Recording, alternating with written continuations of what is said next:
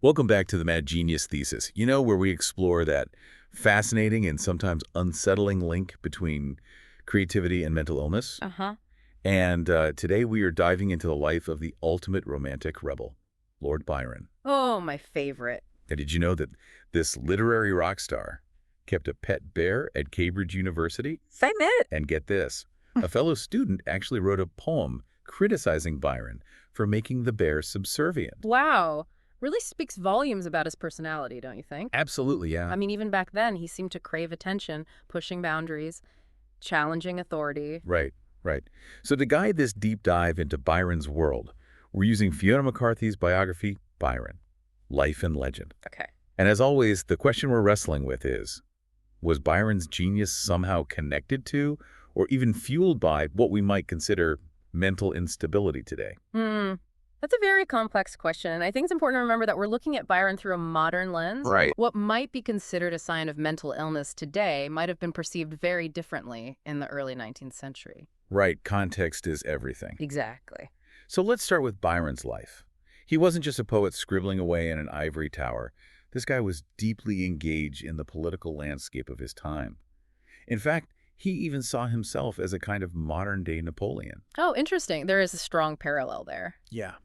Both Byron and Napoleon were charismatic figures who challenged the established order. Right. They both cultivated this certain image, the brooding hero, the outsider, the man of action. Right, right. And both ultimately met with pretty tragic ends. And both were incredibly ambitious. Byron wasn't content with just being a successful poet. He wanted to leave his mark on the world stage. He was a passionate advocate for social justice, spoke out against the exploitation of factory workers in his hometown of Nottingham, and of course he became deeply involved in the Greek struggle for independence, ultimately sacrificing his life for the cause. His political activism is crucial to understanding his personality, I think. Right. It reveals a man who is deeply idealistic, believed in fighting for what he thought was right, even if it meant going against the grain. And this sense of moral conviction, this willingness to challenge authority, might also be connected to what some might consider his madness. Right. So it seems like Byron's life was a constant push and pull between his personal desires and societal expectations. Yeah. MacCarthy really delves into this tension in her biography. And nowhere is this tension more apparent than in his love life, which was, to put it mildly, complicated. Yeah, his relationships were a real tangle of passions, scandals, and unconventional choices. Yeah. There's this pattern of seeking out intense, almost forbidden connections. Right. And his relationship with his half-sister, Augusta Lee, is perhaps the most striking example. MacCarthy presents evidence suggesting that their relationship was incestuous. Right. A taboo that would have been met with social ostracism had it been publicly exposed. Absolutely. It's a difficult topic to discuss. It is. But one that can't be ignored when trying to understand Byron's inner world. I agree. And this wasn't an isolated incident. He also had relationships with men, which was illegal and dangerous at the time. Right. Seems like Byron was constantly testing the limits of what society deemed acceptable. Yeah, it's almost as if he was drawn to the forbidden, to the things that would shock and scandalize his contemporaries. Right. Was this a form of rebellion? A cry for attention? Or perhaps a deeper psychological need to transgress boundaries? It makes you wonder if this constant pushing against societal norms, this need to live life on his own terms, contributed to his eventual exile from England. Was it a form of self-sabotage? Or was it simply the inevitable consequence of living a life that was so out of step with the expectations of his time? Well, it is interesting to consider the impact of this exile on his creative output. Yeah. Being forced to leave his homeland to become an outsider must have had a profound effect on his writing. Likely fueled his sense of alienation and his fascination with themes of isolation, rebellion, and the search for identity. Right. And exile or not, loss and grief were recurring themes throughout Byron's life. Yeah. MacCarthy highlights the profound impact of the death of his close friend John Edelstone, who he was romantically involved with. Right. And this loss and the intense grief that followed seems to have marked a turning point in his writing. The poems dedicated to Thirza, believed to be inspired by Edelston, are incredibly poignant. Yeah. And they reveal a depth of emotion that wasn't as evident in his earlier work. You see this exploration of melancholy, of lost love, and of mortality. These themes become central to his later work, particularly in Childe Harold's Pilgrimage. Speaking of places that hold emotional weight, Newstead Abbey, Byron's ancestral home, played a significant role in his life and work. Oh, Newstead was more than just a grand estate. Yeah. It was a symbol of his lineage, his heritage, but also his struggles with belonging and financial instability. Aye. He inherited the abbey at a young age, but it was burdened with debt, forcing him to eventually sell it. This loss clearly affected him deeply. Yeah, he imbued Newstead with a sense of melancholy and fate in his writing. You can practically feel the weight of history and personal turmoil woven into his descriptions of the abbey. It's almost as if the place itself became a character in his personal drama. And it's interesting to note that Byron's writing process was often quite rapid. Yeah. He would sometimes compose long poems in just a few days, almost as if he was possessed by this creative frenzy. Right. Do you think this frenetic energy might be connected to his mental state? Was it a way of channeling his inner turmoil, his anxieties, his passions, into something tangible and beautiful? It's fascinating to consider. He drew heavily from his personal experiences, using his life as fodder for his art. This blurring of the lines between his lived experiences and his creative output is something we see again and again in artists who are considered mad geniuses. It's a question that continues to intrigue us, for sure. Was Byron's genius a product of his struggles, or were his struggles simply the price he paid for his extraordinary creative gifts? Perhaps it's a bit of both.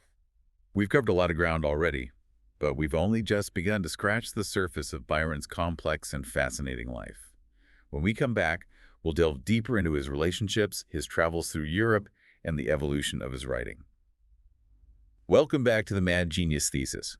We're really deep in the world of Lord Byron, trying to understand the man behind the myth, the genius behind the madness. Right. And as we go deeper into his personal life, it's clear that his relationships were anything but conventional. Yeah, they really were a reflection of his complex personality. We've already touched upon that scandalous relationship with his half-sister, Augusta. But there were other significant women in his life who played pivotal roles. Oh, absolutely. Take Lady Melbourne, for instance. Right. Their relationship wasn't romantic in the traditional sense, but MacCarthy paints a picture of a deep intellectual and emotional connection. Yeah, Lady Melbourne was a woman of influence.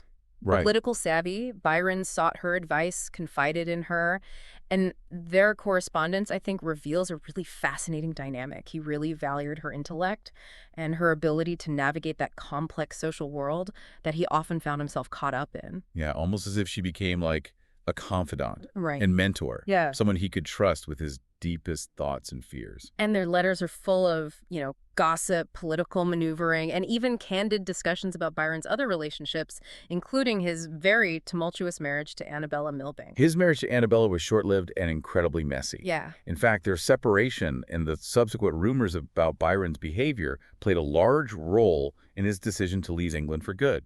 It's a real pivotal moment in his life, I think. This self-imposed exile, it becomes this defining theme in his work. Right. It reinforced his sense of being an outsider, a rebel, a man at odds with society. And speaking of being an outsider, his travels through Europe really further solidified this persona. At the age of 20, he embarks on his first grand tour, a rite of passage for young men of his social standing. Sure. But Byron's grand tour was more than just a sightseeing trip. It was a journey of self-discovery, a quest for experience and authenticity. His travels took him through Portugal, Spain, Greece, Albania, and Turkey, Wow. exposing him to all these new cultures, landscapes, and ideas that would profoundly shape his writing. There was this real restlessness in him. Yeah. A need to experience everything firsthand. MacCarthy even describes how he swam the Hellespont, a feat that harkened back to ancient Greek mythology, which further cemented his image as a romantic hero. Like a deliberate connection to the past. Yes, exactly. Right. He's immersing himself in history, in legend, almost as if he's trying to find his place in this grand narrative that transcends his own time. I think that's a great point. And his travels weren't just about, intellectual exploration. There were plenty of romantic encounters along the way, adding to his reputation as a charming yet scandalous figure. Oh. Remember the maid he fell like a thunderbolt upon as soon as he arrived in his hotel in Ostend. This episode really speaks to his impulsiveness Yeah. and his tendency to seek immediate gratification, which are traits that often led to complications in his personal life. Right. His love life was a whirlwind of passionate affairs, each one adding another layer to the Byron legend. But amidst these fleeting romances, he also formed these deep and lasting friendships with other literary figures. His friendship with Percy Bysshe Shelley, another prominent romantic poet, was particularly significant, I think. Yeah. They met in Geneva in 1816, and their intellectual and creative exchange would have a profound impact on both of their work. Their time together in Geneva, along with Mary Shelley and Claremont, was just this melting pot of creativity and drama. Can you imagine the conversations, the late-night debates, the shared passion for literature and philosophy? Oh, it must have been amazing. And it was during this period that Byron wrote the third canto of Childe Harold's Pilgrimage, a work that reflects his growing disillusionment with society and his deepening understanding of human suffering. And this period also saw the beginnings of Don Juan, his epic satirical poem that would become one of his most enduring masterpieces. It's interesting to see how his writing evolved during his travels. Right. You know, there's this shift from the more melancholic and introspective tone of his earlier work to a more satirical and playful approach in Don Juan. Also as if he's using humor and satire to grapple with the absurdities of life, Yeah. hypocrisies of society, complexities of human nature. Right. And this shift in tone, I think, coincides with his move to Venice, Right. a city that seems to perfectly match his flamboyant personality and his love of sensual pleasures. Venice becomes this key setting in both Byron's life and his writing. He describes it as this dreamlike city, a place of beauty and decay where he could indulge his passions and escape the judgment of society. Right, and it was in Venice that he fully embraced the persona of the Byronic hero, the brooding, rebellious, and ultimately tragic figure. He immersed himself in Venetian life, attending lavish parties, engaging in numerous affairs, and even acquiring a menagerie of animals. Can you picture him strolling through the canals with a monkey on his shoulder and a bulldog at his heels? What a sight that must have been. But even amidst this whirlwind of activity, he was wrestling with more serious matters. Mm-hmm. He had a daughter, Ada, with his estranged wife, Annabella, and he was deeply conflicted about his role as a father. And this conflict is evident in his letters and poems. Yeah. You know, he expresses both love and guilt towards Ada, lamenting their separation while simultaneously acknowledging his own shortcomings as a parent. He also had a daughter, Allegra, with Claremont, and his handling of that relationship was even more controversial. Right. He made the decision to take Allegra away from Claire and place her in a convent, believing it was the best environment for her upbringing. This decision, however, was met with outrage from Claire. Yeah. Further damaged Byron's already tarnished reputation. It's a heartbreaking story. And unfortunately, tragedy struck again when Allegra died at the age of 5. Right. This loss had a profound impact on Byron, plunging him into deep grief and self-recrimination. He poured his grief into his writing, producing some of his most powerful and introspective works during this period. There's this sense of urgency in his later poems, Right. almost as if he knows his time is running out. And in a way, it was. In 1823, he leaves Venice behind and sets sail for Greece to join the fight for independence from the Ottoman Empire. This decision, it was a combination of his lifelong passion for freedom and justice. Right. It was a chance for him to put his ideals into action, to become the hero he had always envisioned himself to be. Yeah, so we're at a real turning point in his life. He's leaving behind the indulgences and distractions of Venice to embrace a cause greater than himself. It's almost as if he's seeking redemption. Right. A chance to make amends for his past mistakes and to leave a lasting legacy on the world. That's a good point. What do you think? Is this need for redemption, for heroism, something we see often in individuals who are considered mad geniuses? It's certainly a compelling question. Join us after the break as we follow Byron to Greece and witness the final act of his dramatic life. Welcome back to the Mad Genius Thesis. We left off with Lord Byron sailing to Greece, ready to trade his pen for a sword and fight for a cause that resonated deeply with his romantic ideals. It's 1823. Byron arrives in Greece not as this detached observer. He's an active participant in their struggle for independence. He's not just writing about revolution, he's living it. MacCarthy really brings this period to life, describing that chaotic political landscape the infighting amongst the Greek factions, and just the sheer logistical nightmare of trying to mount a successful revolution. And Byron throws himself into it all. He uses his fortune to fund the Greek troops, even forming his own personal bodyguard composed of Suliote soldiers. Wow, he must have the sense of purpose. A chance to finally translate his words into action. It's like stepping out of the pages of one of his own epic poems. It's easy to romanticize his involvement. Right. But MacCarthy doesn't shy away from the harsh realities. Byron faced constant challenges, from just securing basic supplies to mediating between rival Greek leaders. And yet, amidst all that chaos and hardship, his idealism just shines through. Yeah. He really believed in the Greek cause and was willing to risk his life for it. His health was deteriorating, though. The strain of the journey, the harsh conditions, and perhaps the weight of his own internal struggles took a heavy toll. In February 1824, he suffers a series of seizures, likely due to epilepsy, aggravated by the immense stress he was under. His doctors recommend bloodletting, a common practice at the time, but Byron refuses. Wow. This act of defiance, even in the face of his own mortality, it just seems almost symbolic of his rebellious nature. Right. Sadly, his condition worsens, and he dies on April 19, 1824, at the age of 36. A tragic end to a life lived with such intensity. Yeah. His death was a shockwave felt throughout Europe. Suddenly, the controversial figure of Lord Byron is transformed into this martyr for freedom. It's almost as if his death, fighting for a cause he believed in, redeemed him in the eyes of many. His critics were silenced, and even his detractors had to acknowledge the magnitude of his sacrifice. His body was brought back to England and buried near Newstead Abbey, but his legacy, of course, extended far beyond his grave. His poetry, with its themes of rebellion, romantic love, and the search for individual freedom, continued to inspire generations of artists and writers. Yeah.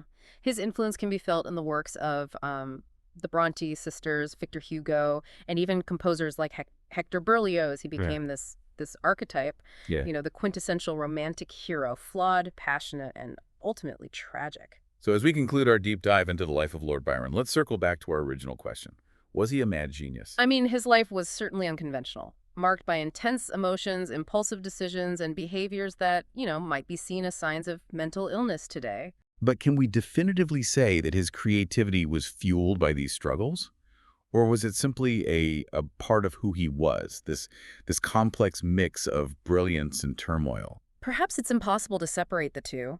What's undeniable is that Byron's life and work are inextricably intertwined. Right. His poetry reflects his passions, his pain, his yearning for freedom, and his ultimately tragic search for meaning and purpose. His story reminds us that line between genius and madness can be incredibly thin. The same intensity that fuels creativity can sometimes lead to self-destruction. But it's also a story of inspiration. Yeah. Byron, with all his flaws and contradictions, reminds us to embrace our individuality, to challenge those societal norms, and to pursue our passions with unwavering commitment. He was a man who lived life on his own terms. A true romantic rebel whose legacy continues to captivate us centuries later. Thanks for joining us on this deep dive into the life and legend of Lord Byron. Until next time, keep questioning, keep exploring, and keep seeking those aha moments that make life and learning so fascinating.